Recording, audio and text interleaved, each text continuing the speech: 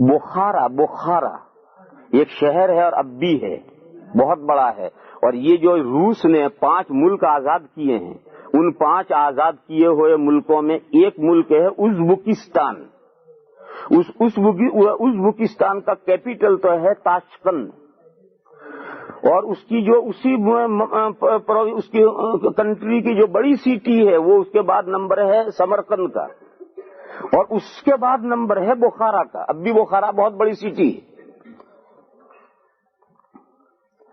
تو یہ جو 5 ملک جو آزاد کیے گئے یہ سب اسلامی ملک تھے، اور یہ ملک کہلاتے تھے ماوراء النہر، یعنی آؤٹ آف ریور.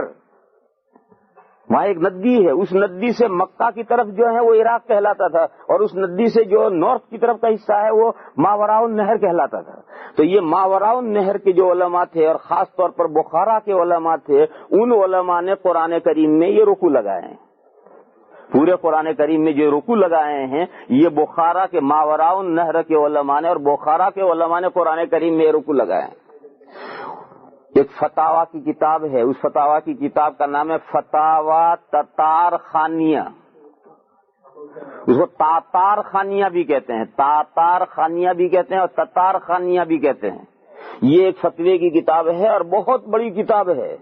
ابھی وہ مکمل چھپی نہیں ہے، اس کی 5 جلدیں چھپی ہیں. اور دہلی کے قریب میں ایک جگہ تھی اندر پت، وہاں کے ایک عالم تھے، ان کا نام ہی عالم تھا، محمد عالم. تو وہ محمد عالم اندر پتی، اور وہ دہلی کے کوئی سبب میں تھا، دہلی کا سبب تھا وہ.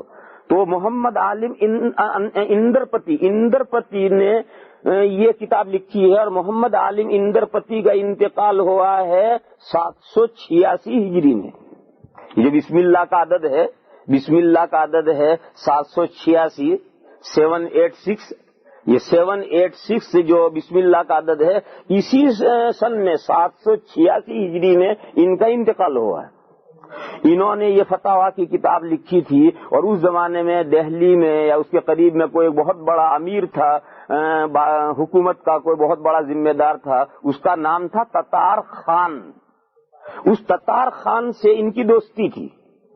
اور اس زمانے میں جب کوئی کتابیں لکھا کرتے تھے تو بادشاہوں کے، امیروں کے نام کے طرف منسوب کیا کرتے تھے. تو انہوں نے اپنے، چونکہ تتار خان سے ان کی دوستی تھی، تو اس امیر کی طرف منسوب کر کے اس کا نام رکھ دیا تھا فتاوا تتار خانیہ.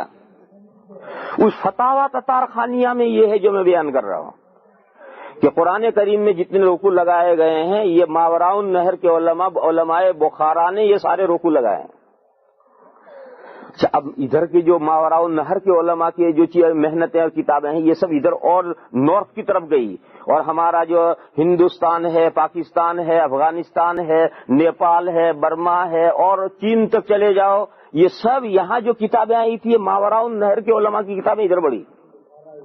اور عرب علاقہ جو ہے اس سے اس کا تعلق زیادہ نہیں رہا. کیوں؟ یہاں جو حکومت بادشاہوں نے کی وہ سب ادھر افغانستان اور غزنی کی طرف سے بادشاہ اتر کر یہاں آئے اور ادھر حکومت کی. تو جدھر سے بادشاہوں نے آ کر حکومت کی وہیں کے علماء اور وہیں کی کتابیں آئی. اور عربوں نے حکومت کی لیکن بہت شروع میں، تقریباً 100 سال انہوں نے حکومت کی، پھر ان کا حکومت کا سلسلہ ختم ہو گیا. اس لیے عربوں سے ان ملکوں کا تعلق کم رہا اور ادھر کے علاقے سے ان ملکوں کا تعلق زیادہ رہا. تو یہاں کے سب قرآن کریم ادھر آئے. اس لیے ہمارے جو یہ ایشیا ہے، اس ایشیا نہیں، ایشیا میں تو عرب بھی آتے ہیں، بلکہ یہ جو پاکستان سے لے کر کے افغانستان، پاکستان اور انڈیا اور بنگلہ دیش اور نیپال اور تبت اور چائنا اور یہ سب پورا علاقہ ہے، اس علاقے میں جو قرآن کریم پھیلے اس میں وہ رکوع لگے ہوئے تھے. اور وہ ادھر عربوں کے علاقے میں جو قرآن کریم تھے ان میں وہ رکوع نہیں تھے، کیونکہ ان کی کتابیں ادھر نہیں گئی. یہ جو قرآن کریم میں رکوع لگائے گئے ہیں وہ اس حساب سے لگائے گئے ہیں کہ روزانہ تراویح میں ہر رکعت میں امام ایک رکوع پڑھے تو 27ویں شب میں قرآن کریم مکمل ہو جائے گا. اس حساب سے انہوں نے رکوع لگائے ہیں کہ شروع سے کوئی رکوع وہ کاٹنے واٹنے کی ضرورت نہیں.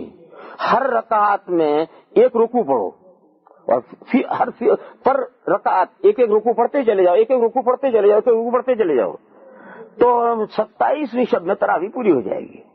وہ پہلی تاریخ رمضان کی پہلی تاریخ سے 27ویں تاریخ تک جتنی تراویح اس کی جتنی تراویح آئیں گی اس کی تمام جتنی رکعتیں ہیں ان کے جتنی کوانٹٹی ہے اتنے رکوع لگائے. یہی حساب سے انہوں نے لگایا ہے تاکہ ان اماموں کو جو بیچارے عربی نہیں جانتے انہیں کہاں رکنا اور کہاں سے اگلی رکعت میں شروع کرنا یہ بیچارے کیا جانے, تو عربی جانتے ہی نہیں. لہذا ان کو معنی کی رعایت کر کے انہوں نے رکوع بنا کر دیے کہ یہاں سے اتنا پڑھ کر رکوع کرو, پھر یہاں سے اتنا پڑھ کر رکوع کرو, پھر یہاں سے اتنا پڑھ کر رکوع کرو. رکوع کا مطلب یہ ہے کہ یہاں سے اتنا پڑھ کر رکوع کرو,